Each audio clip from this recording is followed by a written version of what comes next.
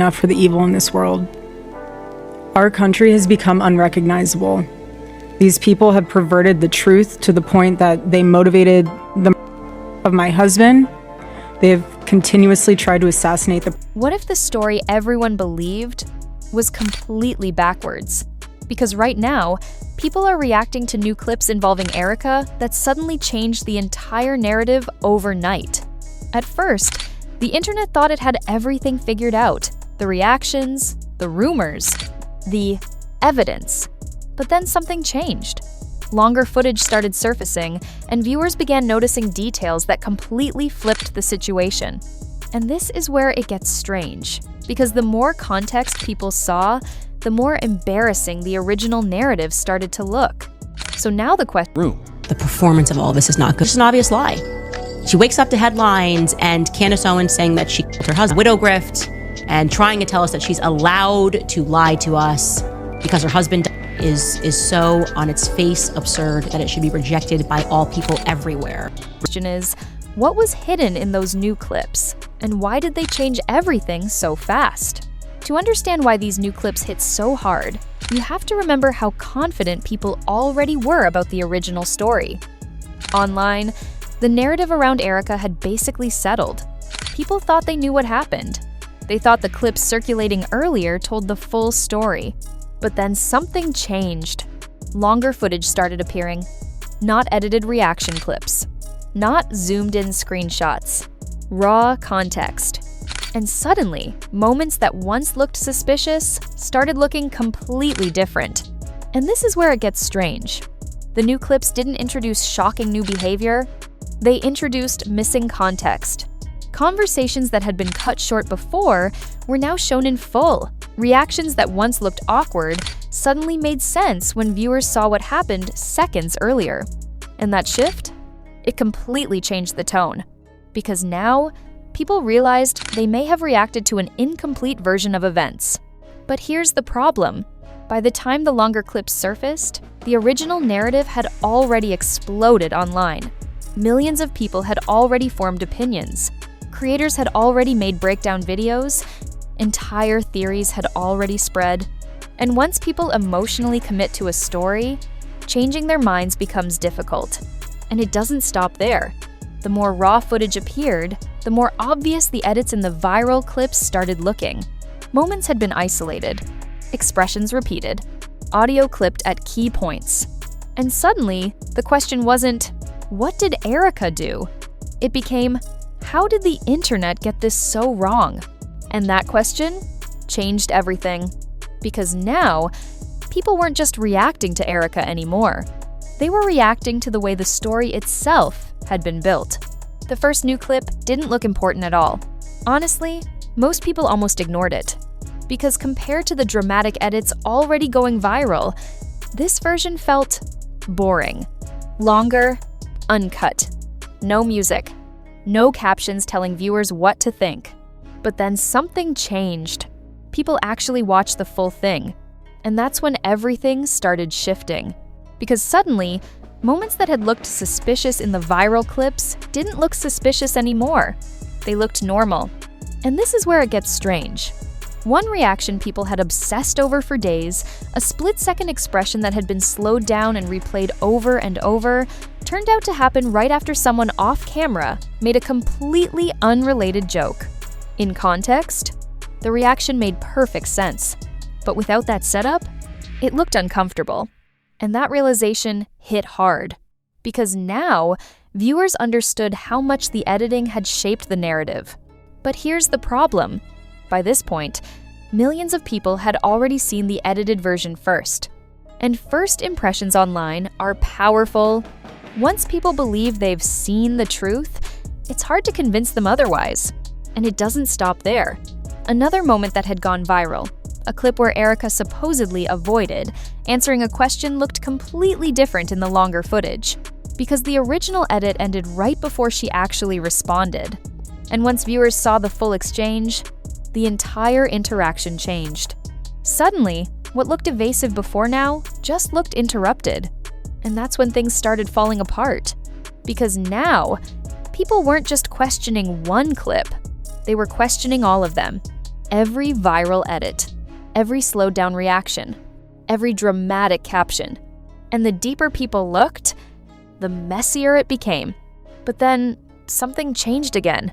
A creator who had originally pushed the story hard uploaded a correction, not a full apology, but enough to shock viewers. They admitted some of the clips may have lacked important context. That line exploded online, because now, even people driving the narrative were backing away from parts of it. And suddenly, the internet started turning on itself, because viewers felt manipulated, not necessarily by fake footage, but by selective framing. And this is where the tension really started building. Because now, the story wasn't just about Erika anymore. It was about trust. Trust in clips. Trust in commentary channels. Trust in what people think they're seeing online. But here's where it got even worse. The more longer footage surfaced, the more obvious the pattern became.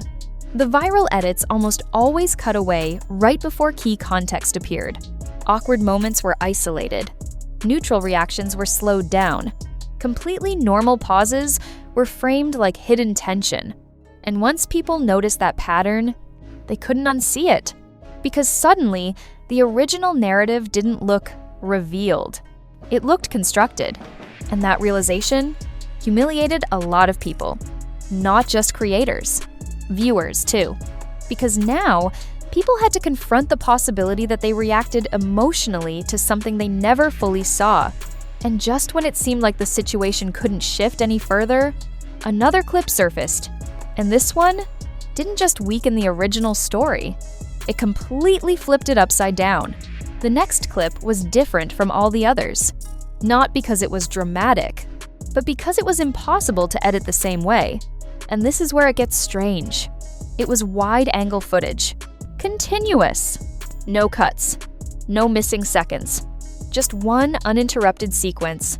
And suddenly, a moment that had fueled days of speculation looked completely different. Because in the viral version, viewers had only seen Erika react. In the full version, you finally saw what she was reacting to. And it changed everything. But here's the problem. The original edit had already convinced people the reaction meant something personal, something tense, something connected to all the rumors.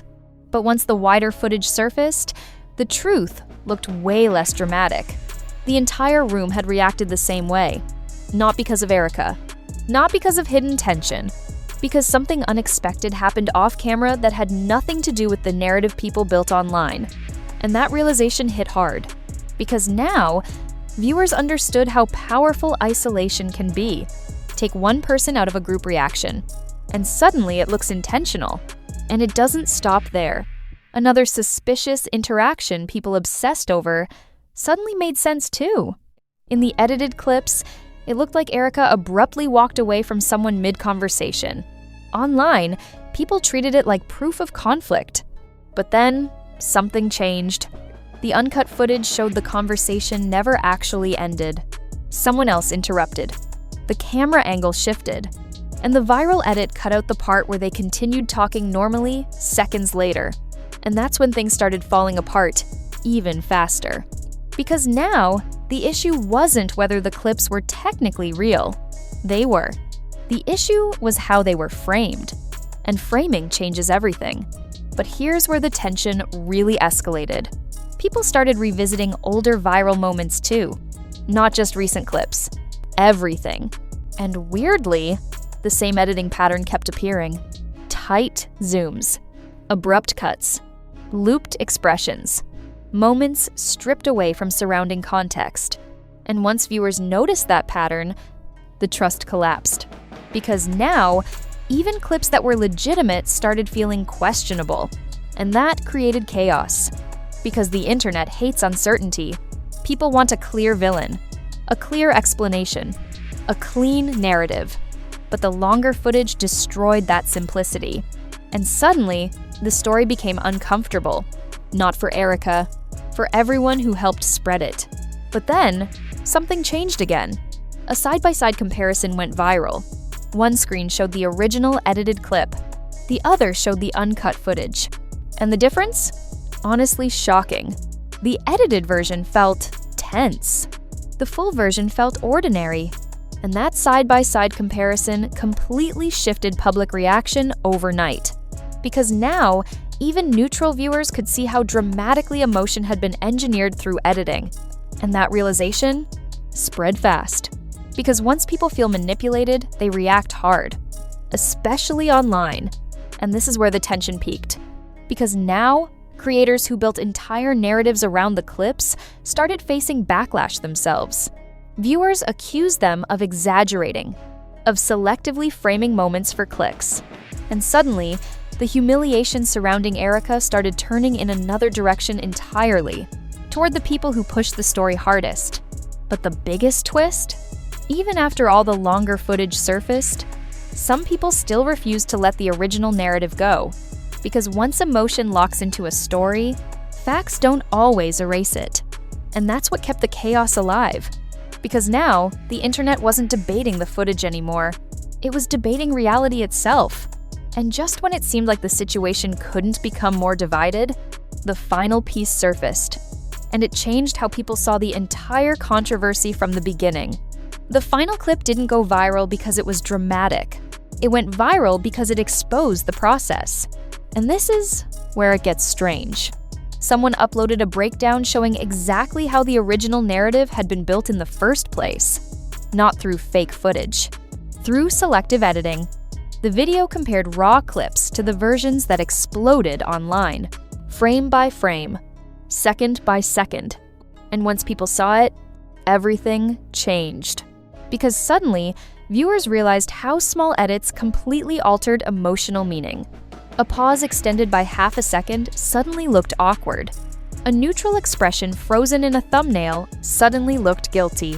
A conversation cut off early suddenly looked evasive. And when all those moments were stitched together, they created a completely different story. But here's the problem. Most people never watch raw footage. They watch reactions to reactions. Short clips, fast edits, emotion-first content. And once the emotional narrative locks in, context arrives too late. And it doesn't stop there. The breakdown exposed something even bigger. The viral clips weren't all created by one source. Different creators edited the same footage differently, but pushed viewers toward the exact same conclusion. And that realization made the entire situation feel manufactured without anyone fully coordinating it. Because everyone chased the same emotional angle at the same time. And that's when things started falling apart completely. Because now, viewers weren't just questioning one clip. They were questioning the entire ecosystem that rewards outrage faster than accuracy. But then, something changed again. People started revisiting the comments under the original viral posts. And suddenly, the emotional momentum became obvious. Most viewers had already decided what they believed before seeing full context. The captions shaped the interpretation instantly. Once a clip was labeled awkward, viewers saw awkwardness. Once it was labeled suspicious, viewers looked for guilt. And that realization hit hard. Because now, the controversy didn't feel organic anymore. It felt psychologically engineered, not through lies, but through framing. And this is where the tension really peaked. Because now, even creators who didn't intentionally mislead people looked bad. Why? Because the system itself rewards escalation. More dramatic title, more emotional thumbnail, more confident interpretation. And suddenly, uncertainty disappears. Everything becomes definitive, even when it isn't. But here's where things became truly uncomfortable. People realized Erika never actually needed to disprove the story. The longer footage already did that. The problem was that most viewers emotionally committed to the viral version before the context appeared. And once that happens, correction spreads slower than outrage. Every single time. And that realization completely flipped the public mood.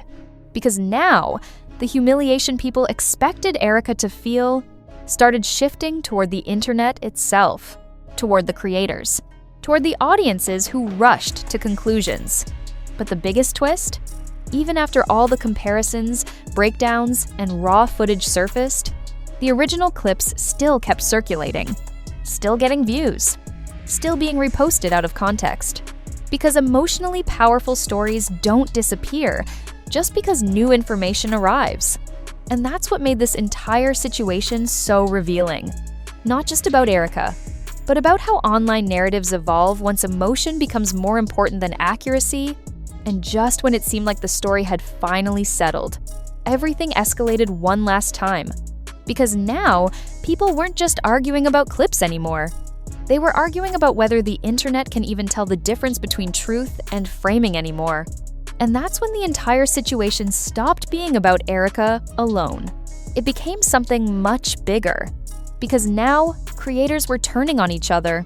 Viewers were arguing in comment sections for hours. And the internet basically split into two completely different realities. And this is where it gets strange. Both sides believed they had proof. One side pointed to the original viral clips and said the emotional reactions were obvious, that the tension was still there no matter how much context appeared later. The other side pointed to the raw footage, the side-by-side breakdowns, the editing comparisons, and said the entire narrative had been manipulated from the beginning. And both groups sounded completely convinced. That's what made it chaotic. Because now, this wasn't a debate about facts anymore. It was a debate about interpretation. But here's the problem. Interpretation online is heavily shaped before viewers even hit play. The title, the thumbnail, the music, the captions. All of it tells people what they're supposed to feel. And once people emotionally lock into that feeling, changing their minds becomes almost impossible. And it doesn't stop there. More creators started uploading corrections. But weirdly, even the corrections felt dramatic. Because outrage gets attention, not nuance. And that realization made people even more cynical. Because now, viewers felt like they couldn't trust anyone. Not the original clips. Not the reactions. Not even the people trying to fix the story afterward. And that's when things started falling apart even faster.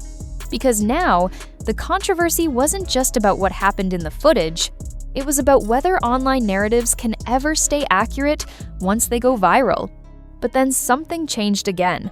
A creator who originally built one of the biggest viral breakdowns admitted something during a live stream. They said, "Honestly, the clips hit emotionally before I even checked the full context." That line exploded online because it accidentally revealed the real issue. Emotion came first. Verification came later. And once viewers heard that, the entire situation suddenly made sense. Because that's exactly how viral narratives spread. Fast emotion, slow context. And by the time the context arrives, the emotional version already wins. And this is where the tension truly peaked. Because now, people started revisiting everything. Not just Erika's clips, other controversies too. Other viral moments. And suddenly, viewers realized how often stories online are built through selective framing rather than outright lies. And that realization made people uncomfortable, because it meant anyone could become the center of a narrative before the full story even surfaced. But here's where it got even more intense. Even after all the raw footage and corrections circulated, the original clips still performed better. More views, more engagement, more shares. And that fact said everything. Because emotionally charged content spreads farther than balanced explanations ever will. And that's what made this whole situation feel bigger than one controversy. It exposed the system itself. How outrage is rewarded. How ambiguity gets turned into certainty. How editing shapes emotion before logic even has a chance. But the biggest twist? The story still wasn't over.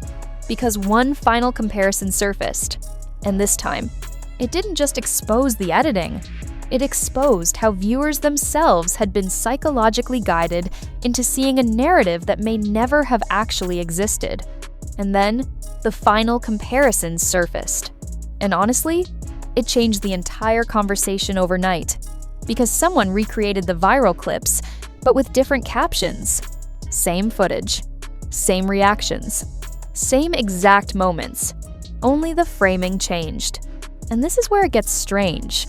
When the captions described Erika as awkward, Viewers saw awkwardness. When the same clip was labeled uncomfortable, viewers saw tension. But when the identical footage was reframed as confused or caught off guard, people suddenly interpreted the reactions completely differently. And that realization hit like a truck, because it proved something terrifyingly simple. Most people weren't reacting to the footage itself. They were reacting to the framing around it. But here's the problem. Nobody notices framing while it's happening. The brain accepts emotional direction instantly. Music, caption, zooms, tone of voice. All of it quietly tells viewers what the moment is supposed to mean. And once that emotional interpretation locks in, people stop questioning it. And it doesn't stop there. The experiment spread fast. Creators started testing it themselves using unrelated clips. And the results were always the same. Change the caption, and you change the story. Completely. And that's the reveal. Not that the footage exposed Erika. Not even that creators intentionally lied. But that the internet's entire content system rewards emotional framing over careful context. Because once a narrative feels emotionally true, viewers rarely stop to ask whether it's actually accurate. And if that's true, then the biggest twist isn't about Erika at all. It's about how easily millions of people can be guided toward completely different conclusions using the exact same footage. When you step back and look at everything together, the viral edits, the raw clips, the creator reactions, and finally the caption experiment, it stops being about one controversy. It becomes about how perception is engineered online. Because what this situation really shows isn't just about Erika. It's about how quickly emotion overrides context. Think about it. Most people don't watch footage objectively. They watch it through framing, through music, through titles, through captions telling them what the moment means before they even process it themselves. And this is where it hits deeper. The internet rarely spreads the most accurate version of a story first. It spreads the most emotionally effective one. That's exactly what happened here. The original clips felt dramatic. The reactions felt suspicious. The narrative felt obvious. But once the raw footage surfaced, everything became less certain. And that uncertainty made people uncomfortable because certainty is easier, cleaner, more satisfying emotionally. And that's what makes this so powerful. Not just what happened to Erika, but how easily millions of viewers accepted a narrative before the full context even appeared. And maybe that's the real takeaway.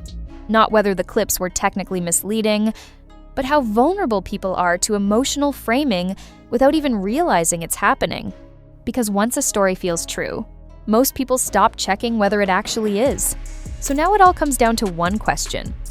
Did the new clips actually change the story, or did they finally reveal how the original story was created in the first place? Because if the exact same footage can make people believe completely different things depending on the framing, how many other viral narratives online work the exact same way? Drop your thoughts below. Do you think the internet rushed to judge Erika? Or do you think there's still more to the story we haven't seen yet? And if you want more deep dives like this, make sure you subscribe. Because sometimes, the biggest controversies aren't built on facts alone, they're built on how those facts are presented.